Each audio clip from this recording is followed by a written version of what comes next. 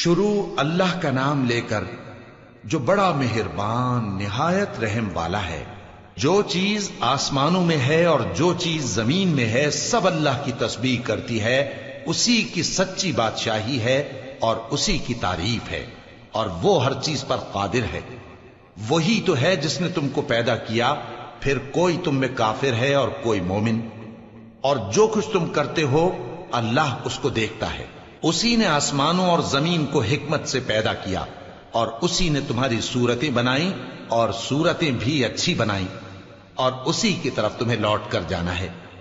جو کچھ آسمانوں اور زمین میں ہے وہ سب جانتا ہے، اور جو کچھ تم چھپا کر کرتے ہو اور جو کھلم کھلا کرتے ہو اس سے بھی آگاہ ہے، اور اللہ دلوں کے بھیدوں تک سے واقف ہے۔ کیا تم کو ان لوگوں کے حال کی خبر نہیں پہنچی جو پہلے کافر ہوئے تھے؟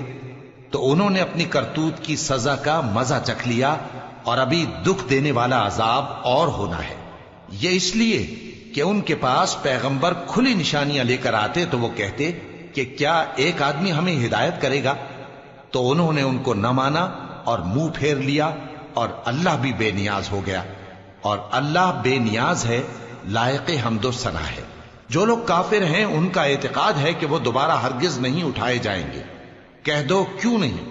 میرے پروردگار کی قسم تم ضرور اٹھائے جاؤ گے، پھر جو کام تم کرتے رہے ہو وہ تمہیں بتائے جائیں گے، اور یہ بات اللہ کو آسان ہے۔ تو اللہ پر اور اس کے رسول صلی اللہ علیہ وآلہ وسلم پر اور اس نور یعنی قرآن پر جو ہم نے نازل فرمایا ہے ایمان لاؤ، اور اللہ تمہارے سب اعمال سے خبردار ہے۔ جس دن وہ تم کو اکٹھا کرے گا یعنی حشر کے دن، وہ نقصان اٹھانے کا دن ہے، اور جو شخص اللہ پر ایمان لائے اور نیک عمل کرے وہ اس سے اس کی برائیاں دور کر دے گا، اور جنت کے باغوں میں جن کے نیچے نہریں بہ رہی ہیں داخل کرے گا۔ وہ ہمیشہ ہمیشہ ان میں رہیں گے، یہی بڑی کامیابی ہے۔ اور جنہوں نے کفر کیا اور ہماری آیتوں کو جھٹلایا وہی اہل دوزخ ہیں کہ ہمیشہ اس میں رہیں گے، اور وہ بری جگہ ہے۔ کوئی مصیبت نازل نہیں ہوتی مگر اللہ کے حکم سے، اور جو شخص اللہ پر ایمان لاتا ہے وہ اس کے دل کو ہدایت دیتا ہے، اور اللہ ہر چیز سے باخبر ہے۔ اور اللہ کی اطاعت کرو اور اس کے رسول کی اطاعت کرو، پس اگر تم منہ پھیر لوگے تو ہمارے پیغمبر کے ذمے تو صرف پیغام کا کھول کھول کر پہنچا دینا ہے۔ اللہ جو معبود برحق ہے اس کے سوا کوئی عبادت کے لائق نہیں، تو مومنوں کو چاہیے کہ اللہ ہی پر بھروسہ رکھیں۔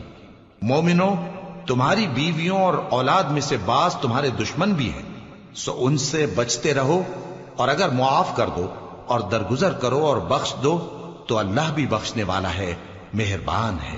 تمہارا مال اور تمہاری اولاد تو آزمائش ہے، اور اللہ کے ہاں بڑا اجر ہے، سو جہاں تک ہو سکے اللہ سے ڈرو اور اس کے احکام کو سنو، اور اس کے فرمانبردار رہو، اور اس کی راہ میں خرچ کرو، یہ تمہارے حق میں بہتر ہے۔ اور جو شخص طبیعت کے بخل سے بچایا گیا تو ایسے ہی لوگ راہ پانے والے ہیں۔ اگر تم اللہ کو نیک نیتی سے قرض دو گے تو وہ تم کو اس کا کئی گنا دے گا، اور تمہارے گناہ بھی معاف کر دے گا، اور اللہ قدر شناس ہے، بردبار ہے، پوشیدہ اور ظاہر کا جاننے والا ہے، غالب ہے، حکمت والا ہے۔